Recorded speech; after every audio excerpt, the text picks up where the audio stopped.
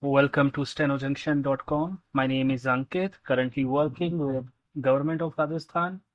This is gonna be 50 words per minute, starting in 3 seconds.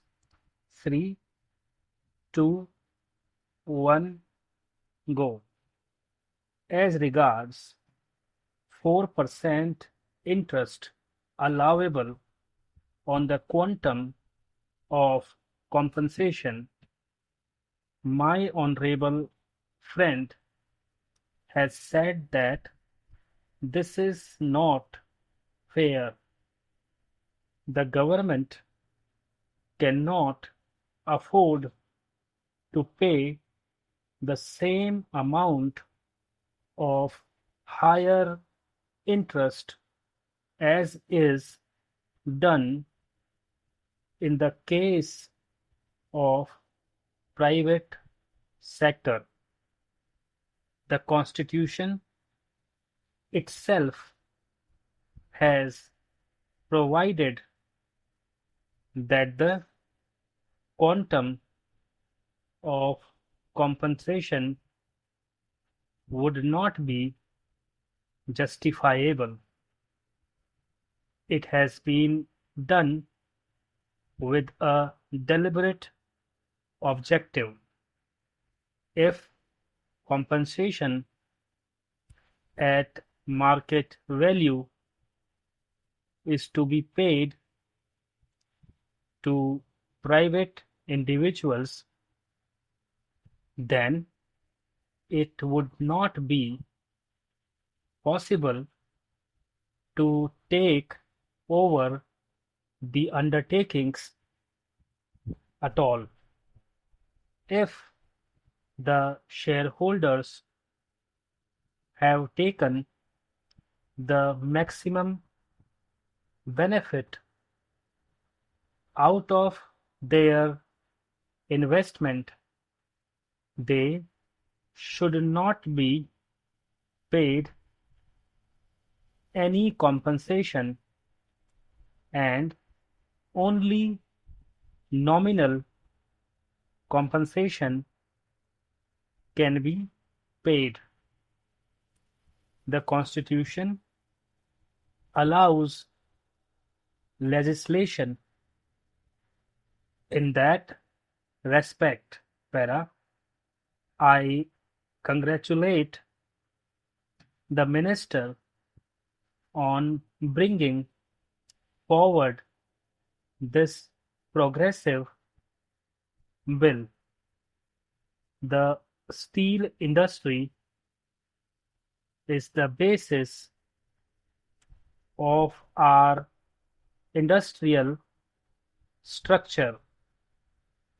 In fact, the extent of industrialization of a country is measured by the amount of steel consumed per head of the population.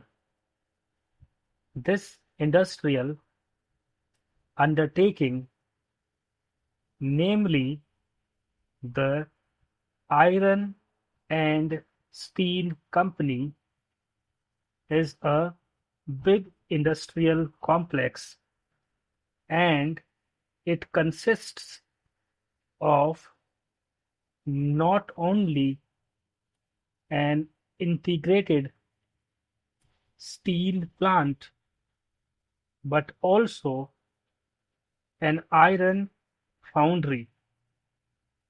The company was started initially after the First World War, and by 1952 it had increased its capacity to 1 million tons. But the decline in the fortunes of the company started in the 60s, and by 1963 the production had gone down to 1 lakh tons per year, that is 13% of its rated capacity, as stated by the Honorable Minister. In fact, its production had reached a figure of 8 lakh tons. From that, it came down to 1 lakh tons, which was a result of the rotten management and the low price of steel. Para.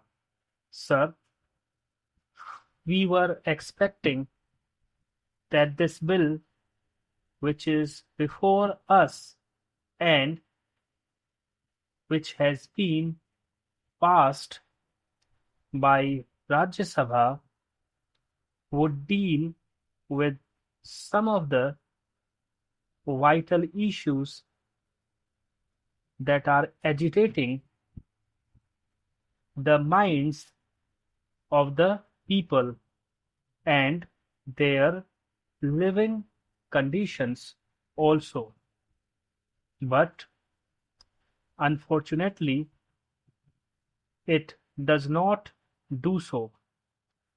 The reality is that in the original Act of 1955, we have about 13 categories of essential commodities, including cattle fodder, coal,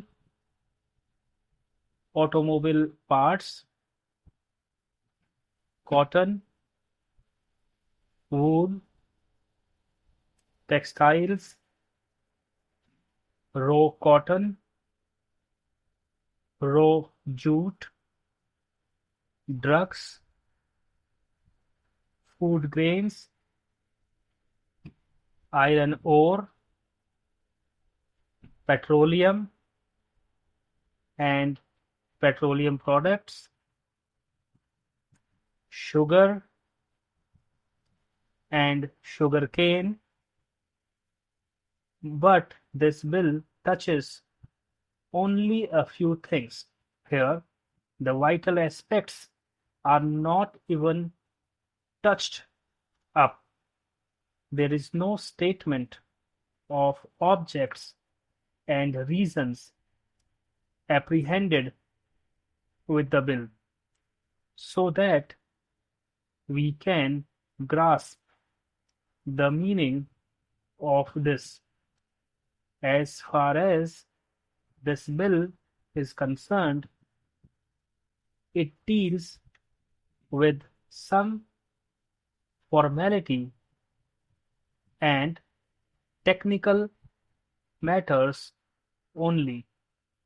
Para, when we touch upon this subject, we know that there are three aspects which are important, such as production, distribution, and price. With regard to production, the whole country knows that there has been a bumper crop of food grains, and we are patting ourselves on the back for that. Besides that, there have been huge imports with regards to groundnut also.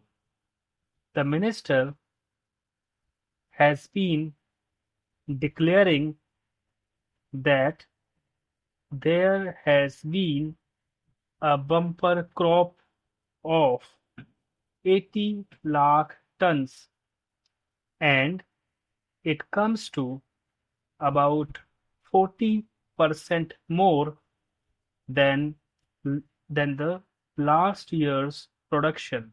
Stop.